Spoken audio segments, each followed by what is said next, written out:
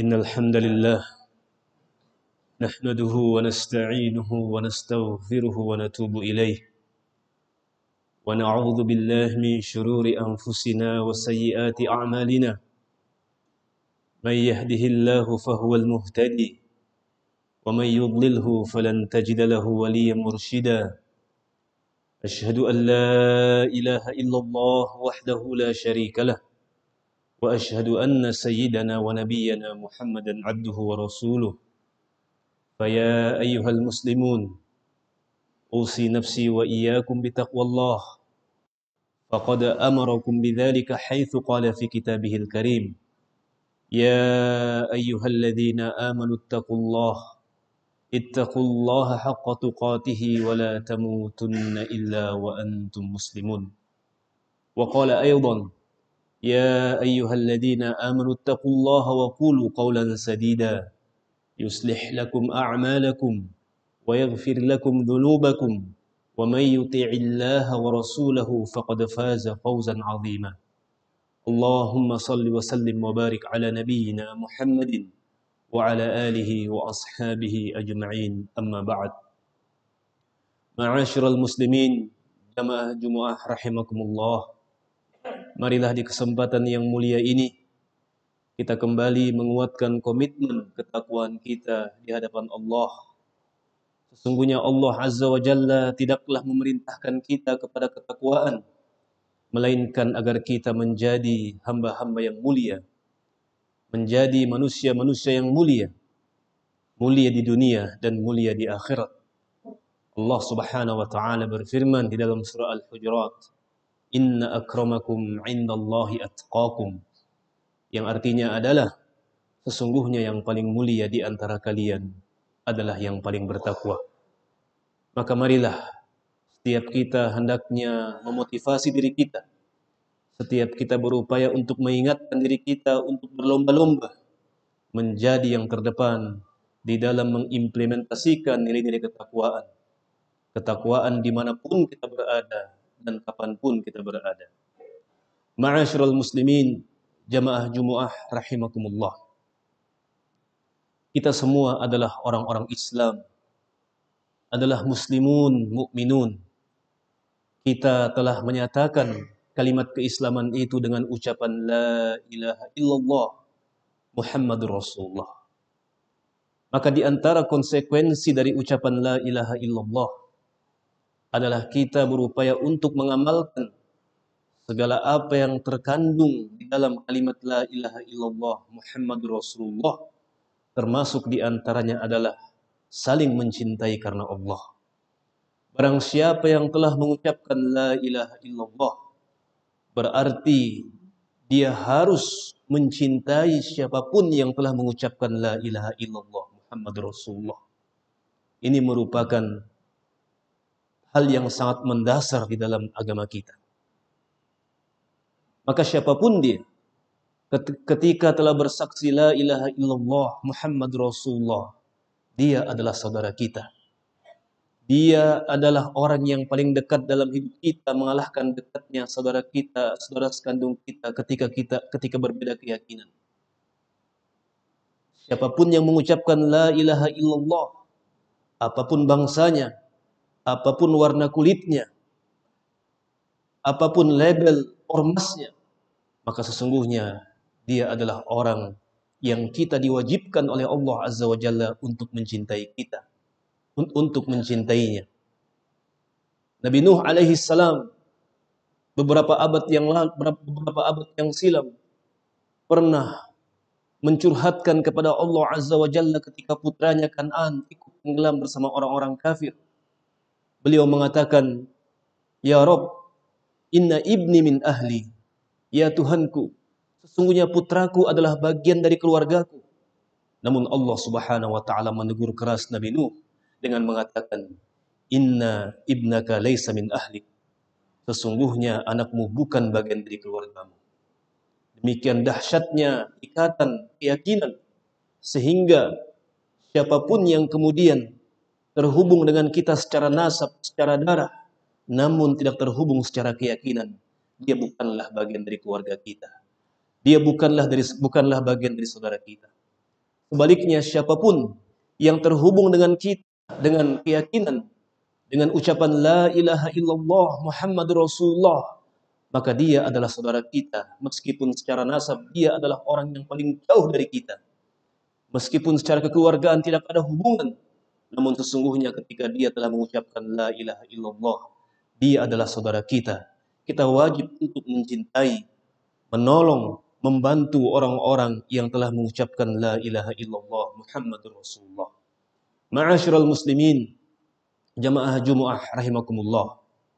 Hari-hari ini Allah Subhanahu wa taala kembali memperlihatkan kepada kita bagaimana kebengisan kaum Yahudi terhadap orang-orang yang beriman. Dan Allah Subhanahu wa taala telah ingatkan dalam Al-Qur'an. Allah Subhanahu wa taala telah mengulang-ulang dalam Al-Qur'an bahwa musuh yang nyata bagi orang-orang beriman adalah kaum Yahudi.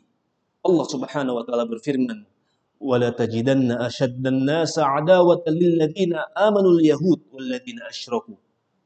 Yang artinya adalah, sungguh engkau mendapati golongan yang paling keras permusuhannya di antara manusia kepada orang-orang beriman adalah Yahudi dan orang-orang yang berbuat kesyirikan.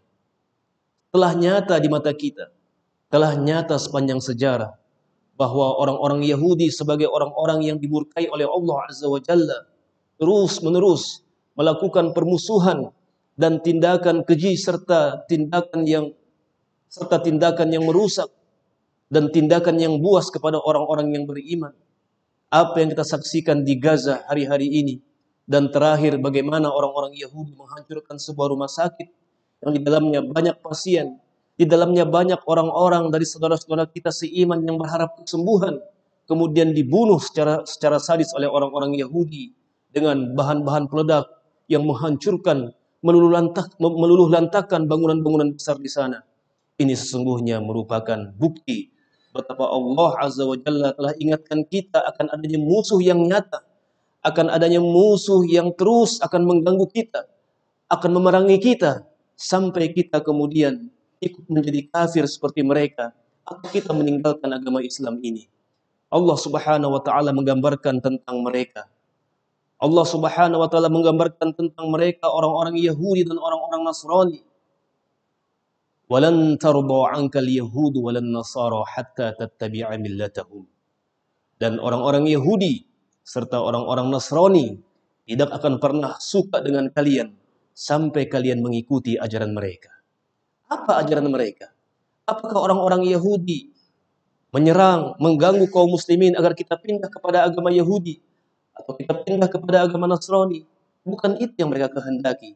Yang mereka kehendaki adalah agar kita meninggalkan agama kita, agar kita di dalam berislam yang setengah-setengah, agar kita tidak berupaya untuk mengamalkan Islam secara kafah. Itulah ajaran yang mereka inginkan agar kita amalkan, agar kita implementasikan.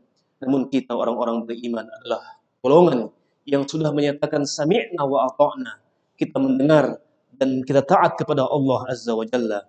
Sehingga apapun yang datang dari Allah, apapun yang datang dari Al-Quran dan dari sunnah Rasulullah alaihi salatu wassalam, tidak ada sikap yang terbaik yang kita harus lakukan kecuali sami'na wa ata'na. Kita mendengar dan kita taat kepada Allah Azza wa Jalla. Dan Allah Subhanahu wa taala ingatkan kita untuk menerima Islam ini secara kafah. Udkhulu fis silmi kafah. Masuklah Islam ke dalam Islam secara kafah. Artinya, berupayalah untuk mengamalkan Islam secara totalitas. Apapun yang datang dari Allah dan datang dari Rasulullah alaihissalatu wassalam, maka jadikan itu sebagai agama, jadikan itu sebagai pedoman yang mengantarkan kita kepada keselamatan dunia dan keselamatan akhirat. Ma'asyiral muslimin, jamaah Jum'ah rahimakumullah. Tentu kita sebagai orang-orang beriman, sebagai orang-orang yang telah mengucapkan la ilaha illallah, kita diwajibkan untuk bersama, untuk menolong saudara-saudara kita yang terzalimi, yang dizalimi oleh bangsa, oleh kaum yang dimurkai oleh Allah Azza wa Jalla. Nabiullah Muhammad alaihi salatu wasallam mengingatkan, unsur akhaka zaliman aw madluman. Tolonglah saudaramu, apakah dia dalam keadaan zalim atau dalam keadaan terzalimi.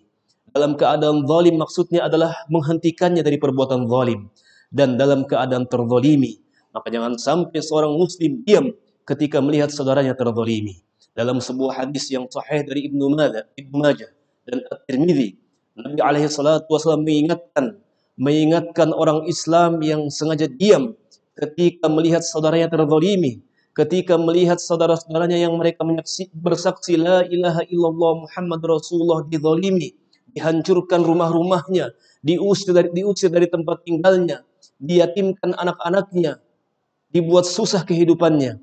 Apa kata Nabi alaihi salatu wasallam? Ma min imri'in muslim.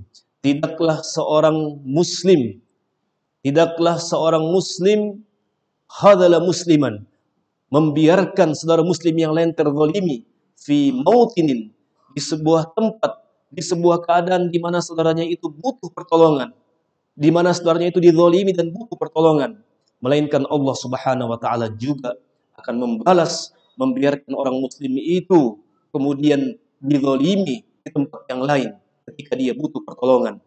Ini sebuah ancaman dari Nabi alaihissalatu wassalam bagi siapapun yang melihat orang Islam dizalimi namun tidak ada upaya untuk menolong orang Islam tersebut, maka dia akan ketemu suatu hari di sebuah tempat di mana dia juga akan dizalimi dan tidak akan mendapatkan pertolongan dari Allah Azza wa Jalla. Oleh karena itu, marilah kita senantiasa mengingatkan diri kita bahwa kita yang diuji oleh Allah Subhanahu wa taala dengan kekejaman orang-orang Yahudi, dengan masih adanya orang-orang seperti ini hingga akhir zaman, kita hendaknya bersatu padu, mensolidkan diri-diri kita agar terus menguatkan ukhuwah Islamiyah di antara kita. Jangan pandang apa bangsanya, apa warna kulitnya, apa sukunya, apa kelompok atau harakahnya. Ingat bahwa dia adalah seorang muslim yang Allah Subhanahu wa taala perintahkan kita untuk melindungi, untuk saling tolong menolong, untuk menyelamatkan orang-orang muslim yang terzalimi. Dan dengan demikian insya Allah janji Allah Subhanahu wa taala melalui lisan Rasulnya pasti Allah akan wujudkan. Allah Subhanahu wa taala melalui lisan Rasul alaihi salatu wasallam menyampaikan kepada kita, man nafasa an mu'min kurbatan min qurabi dunya nafasallahu anhu kurbatan min qurabi yaumil qiyamah. Yang artinya adalah barang siapa yang menolong, mengeluarkan seorang muslim dari bencananya, dari malapetakannya, dari masalahnya di kehidupan dunia ini, maka di akhirat nanti Allah Subhanahu wa taala akan selamatkan, akan keluarkan muslim itu dari segala bencana, dari segala kesulitan di hari kiamat nanti. Amin amin ya rabbal alamin. Mudah-mudahan kita berupaya untuk menjadi bagian yang menjaga warisan Nabi alaihi salatu wasallam, menguatkan ukhuwah Islamiyah di antara kita, menguatkan konsekuensi dari kalimat la ilaha illallah dengan menolong orang-orang yang terzalimi, orang-orang yang telah mengucapkan la ilaha illallah. Kita tolong mereka, jangan biarkan di saat mereka membutuhkan kehangatan di tengah dinginnya malam di luar rumah.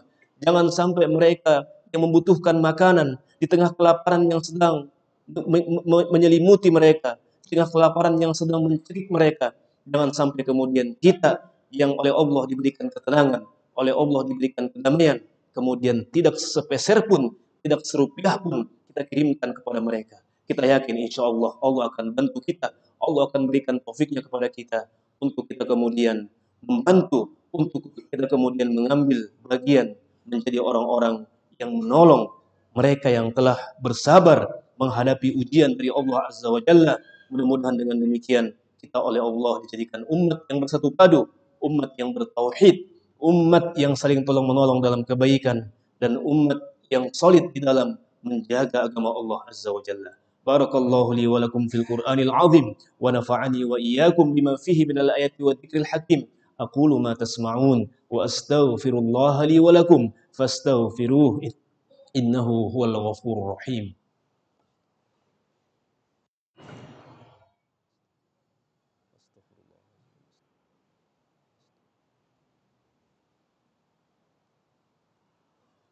Alhamdulillah, alhamdulillah wa kafa, wassalatu wassalamu ala nabiyil mustafa wa ala alihi wa ashabihi ahlal birri wal wafa. Asyhadu an la ilaha illallah wahdahu la syarika lah wa asyhadu anna sayyidana wa nabiyyana Muhammadan abduhu wa rasuluh. Fa ya ayyuhal أوصي نفسي وإياكم بتقوى الله فقد فاز المتقون. وقال ربكم عز وجل في كتابه الكريم: يا أيها الذين آمنوا اتقوا الله ولتنظر نفس ما قدمت لغد واتقوا الله إن الله خبير بما تعملون. وأشهد أن لا إله إلا الله وأشهد أن محمد رسول الله. ثم قال الله تعالى في كتابه الكريم: إن الله وملائكته يصلون على النبي يا أيها الذين آمنوا صلوا عليه وسلموا تسليما. اللهم صل وسلم وبارك على نبينا محمد وعلى آله الأطهار. وارض اللهم عن الخلفاء الأربعة الراشدين أبي بكر وعمر وعثمان وعلي وعن سائر الصحابة أجمعين ومن تبعهم بإحسان إلى يوم الدين. اللهم اغفر للمؤمنين والمؤمنات والمسلمين والمسلمات الأحياء منهم والأموات إنك سميع قريب مجيب الدعوات يا قاضي الحاجات. ربنا ظلمنا أنفسنا وإن لم تغفر لنا وترحمنا لنكونن من الخاسرين. اللهم أصلح لنا ديننا الذي هو عصمة أمرنا وأصلح لنا دنيانا التي فيها معاشنا وأصلح لنا آخرتنا التي إليها معادنا واجعل الحياة زيادة لنا في كل خير واجعل الموت راحة لنا من كل شر. ربنا هب لنا من أزواجنا وذرياتنا قرة أعين واجعلنا للمتقين إماما. اللهم اغفر لنا ولوالدينا وارحمهم كما ربونا صغارا. ربنا اغفر لنا ولإخواننا الذين سبقونا بالإيمان ولا تجعل في قلوبنا غلا للذين آمنوا ربنا إنك رؤوف رحيم. اللهم أعز الإسلام والمسلمين. اللهم أعز الإسلام والمسلمين وأذل الشرك والمشركين ودمر أعداءك أعداء الدين. اللهم انصر إخواننا المجاهدين في كل مكان. اللهم انصر إخواننا المجاهدين في غزة. اللهم كن لإخواننا المستضعفين. اللهم كن لإخواننا المستضعفين في غزة. اللهم كن لهم ولا تكن عليهم. اللهم فإن منهم مرضى. اللهم اشف جرحاهم. اللهم اشف مرضاهم. اللهم منهم من يفقد منازلهم وبيوتهم. اللهم فأفرغ عليهم صبرا. اللهم فأفرغ عليهم صبرا. اللهم فأفرغ عليهم صبرا. اللهم وحد كلمة المؤمنين. اللهم وحد كلمة المسلمين. اللهم وحد كلمة المسلمين يا أرحم الراحمين. ربنا آتنا في الدنيا حسنة وفي الآخرة حسنة وقنا عذاب النار. سبحان ربك رب العزة عما يصفون وسلام على المرسلين والحمد لله رب العالمين. وآخر دعوانا الحمد لله رب العالمين. أقم الصلاة.